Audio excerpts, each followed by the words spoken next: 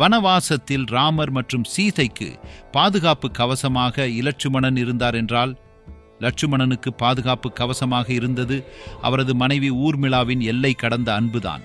இரவும் பகலும் தனது அண்ணனையும் சீதையையும் காக்க நினைத்த இலட்சுமணன் தான் 14 வருடங்கள் தூங்கக்கூடாது என்று நித்ராதேவியிடம் வரம் கேட்டார். ஆனால் அதற்கு தூக்கத்தின் கடவுளான நித்ராதேவி சம்மதிக்கவில்லை.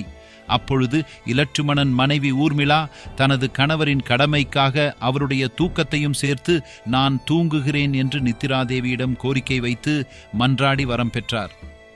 தூங்குவது எல்லாம் மிகப்பெரிய தியாகமா என்று நினைக்கலாம்.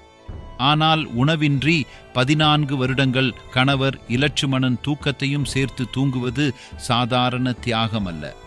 இதனால் ஊர்மிளா தன்னுடைய ஆரோக்கியம் பெரிய அளவில் பாதிக்கக்கூடும் என்று தெரிந்தும் தன் கணவரின் மீது கொண்ட காதலுக்காக அதனை செய்ய முன்வந்தார். அதன்படி